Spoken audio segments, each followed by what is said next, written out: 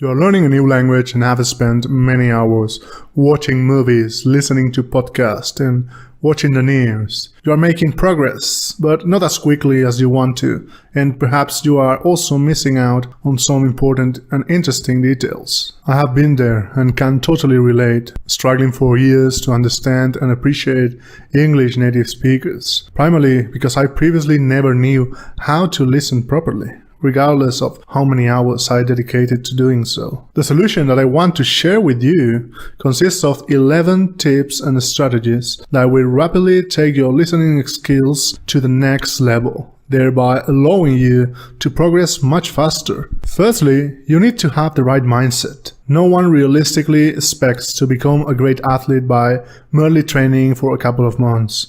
It's normal spending 4 years at university gaining a skill that will secure you a good job.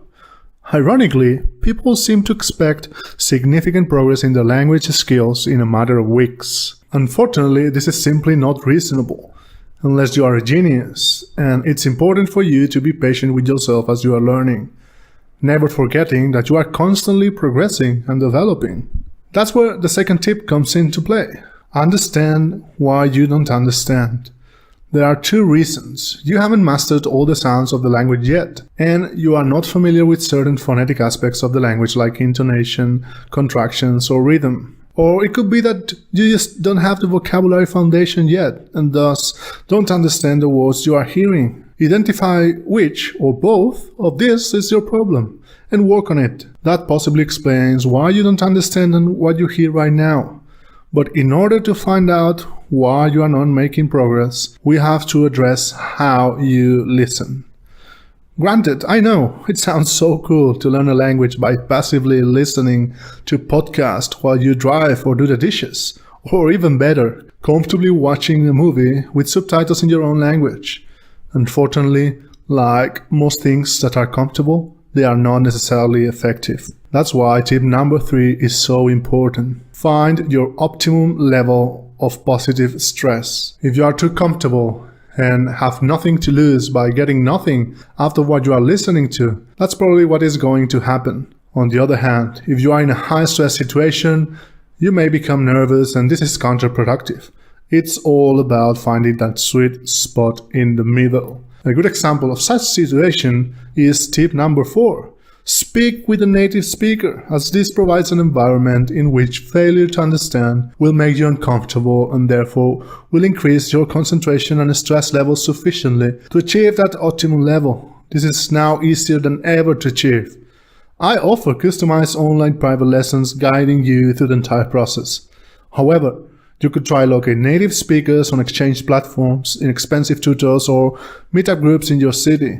Whichever option you choose, make sure you are actively involved during the conversation, asking the speaker to slow down if needed, to repeat something, or to help you with any particular doubts or problematic aspects. Because not everyone has the opportunity to practice with native speakers, that's what the next tip covers. When you are working with recorded material, there are many things you should do to make it a more active experience.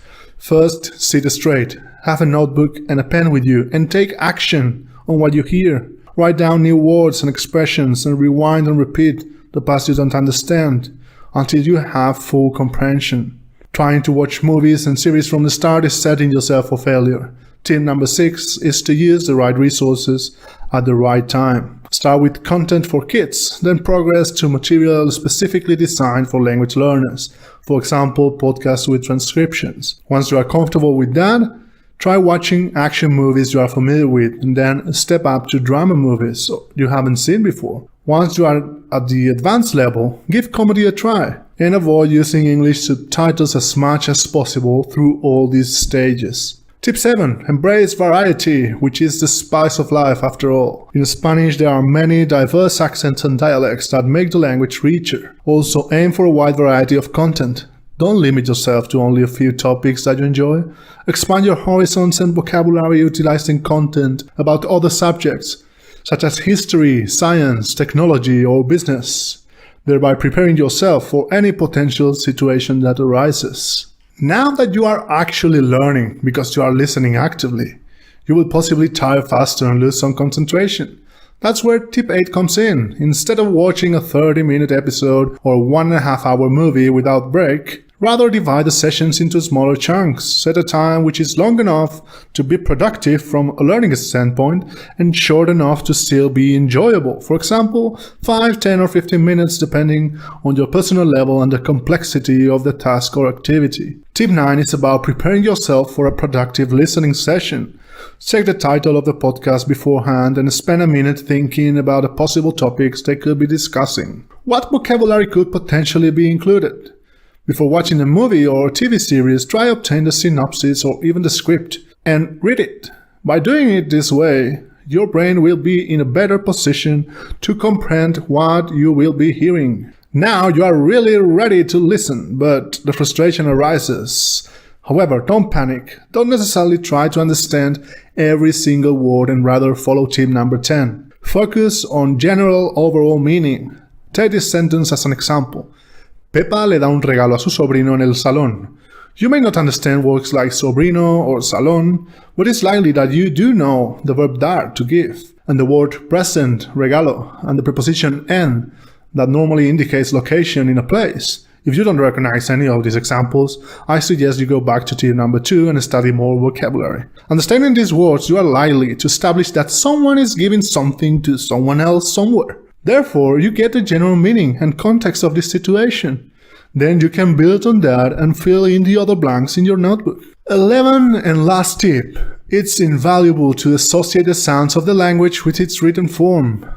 But because it is distracting, try to avoid doing it when watching movies and reading the subtitles at the same time. The best exercise to achieve this goal is by listening to a podcast that you have the transcript for, or even better, listening to an audiobook while you are simultaneously reading that particular book.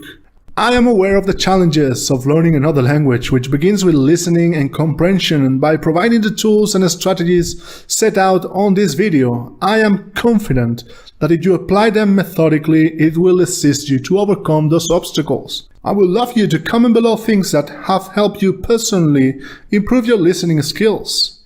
If you found this valuable, please like and subscribe for more videos like this. If you want a tutor and native speaker to guide you through this process, book a free trial lesson with me in the link you will find in the description. Thank you very much and hasta luego.